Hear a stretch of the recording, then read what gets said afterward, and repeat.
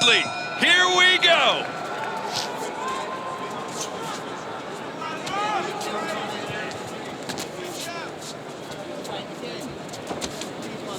Let's see who will get the rhythm first with that jab. Fabio Wardley, I'd like to say he neglected it in the first fight. Frazer Clarke, I mean, you'd have to argue that that is his best shot. So who can find the range, who can get the rhythm with that shot? And that's going to help them find their right hand.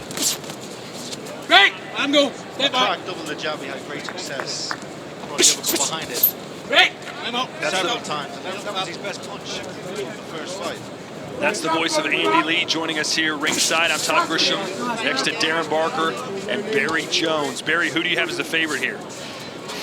It's a difficult. You think that the most adaptable should be the better boxing brain, the better skill, and that surely is Frazer Clarke, right? I'm still thinking that Wardley will drag him into that wall. And I thought Frazer won this first fight, actually, but it was close. I thought he did enough. But I think Wardley might just feel to dog it out again this time. If and when Wardley gets Clarke hurt, like he did in the first fight, good jab there from Clarke, he has to keep his composure. I think he's inexperienced. Good jab, double jab, right hand from Clarke. It's been a good positive start from Clarke. A bit patient as well, isn't it? Yeah. If Wardley gets him hurt, he's got to be composed. Not rush his work and not punch himself out. For Clarke is to keep it a technical contest. Don't mix it too much. Don't try and bang with the banger. Keep it a boxing match. Make Wardley move his feet, because Wardley, due to his inexperience as an amateur boxer, no amateur experience, he can't punch and move with his feet at the same time. He has to be set to punch. You'll see he holds his feet a lot, but when he moves his feet, he's not half as effective. But the problem is with Wardley, he will commit to an attack. I mean, he will lose his shape and he will swing. That's just the way he does it. That's what happens when he lands. Wardley already has Frazer Clarke in trouble downstairs and upstairs. He's got to keep his composure now. This is the important moment for Wardley. He's just been hurt himself. He's got to keep his composure now, Wardley. Oh, they call this round 13. They're making it for the window. And down goes Clarke. Shoot rounds. He does it good.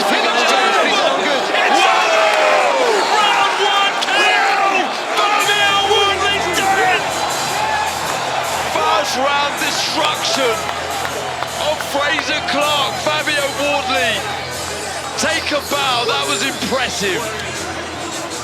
That's what we want to see. Heavyweight boxing, knockouts. Do you know what? He commits to every attack, but again, there's that looping right hand of his. Every time he lets it go, and we spoke about that before the fight about Clarke having to roll underneath it if he could, but he got caught again, and then, as you said, he didn't really take his time like he should have, but he's a great finisher, and he doesn't let you off the hook, and he's been saying that all week. It only takes one in the heavyweight division, and it was Frazer Clarke who got on the receiving end of a massive right hand. Emmanuel Stewart would always say to me, try your man in the first round, because they haven't warmed up physically, and they haven't adapted or adjusted to the punches being punched yet. So you're at your most vulnerable in your first round. And that was the first real significant shot Wardley threw, and it got the job done. Huge statement. That is going to turn a lot of heads. That is a massive, massive victory. Not just the opponent, the scout, but the manner in which he's won there. First round destruction of Frazer Clarke. I mean, what next for Fabio Wardley, Barry? But because of his athleticism, when he throws a shot, he gets all his body into it. But he's just so smooth with his movement. What's next for him? You said, no, this is the British level. No, they're skipping British, the world level. He will get a world rating. He's a way off, I think, for those group of world-class fighters. But there's a European level to go for, and I think he's a real exciting fight for a fighter who's still learning. Let's be honest, Andy's still learning his trade. Yeah, still learning his trade. But what he has, he's got that X factor. He's got ability and talent, and he's obviously a quick learner, because he's picked up he's no amateur experience. It's extraordinary to become British champion and have a first-round knockout like this. He's beaten already David Adelaide, who's a good contender himself. This guy's got the X factor. He can go really fast. He has something that you can't teach. He's fearless. Yeah, no fear. I mean, you can't give that to anybody. You got it or you haven't. And remember this, guys, he only sparred for the first time at age 20, so he's going to get better and better every fight he has. He has absolutely no right to be putting in performances like that, and that's where it shows he's obviously hard-working, he has natural talent, and carries ridiculous power in that right hand of his. And also, Todd, you say that, even though he's had wars, he's relatively fresh.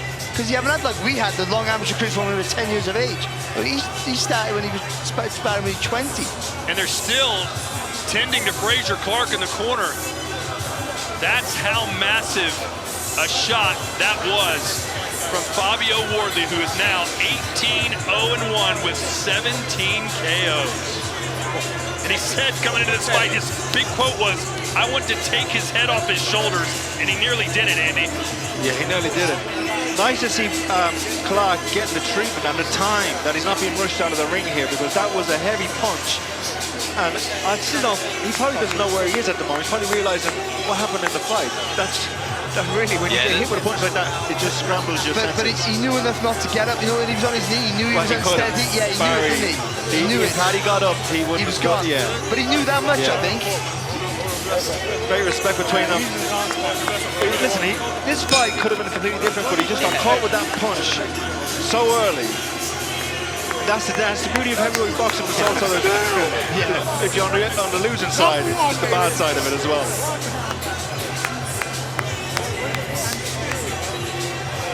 So they've had two fights. One a fight to the Jurgen tender, an absolute war of attrition, and then a devastating knockout like that. That's not bad. Not bad at all. And for this guy who literally was a white-collar boxer, it's unbelievable.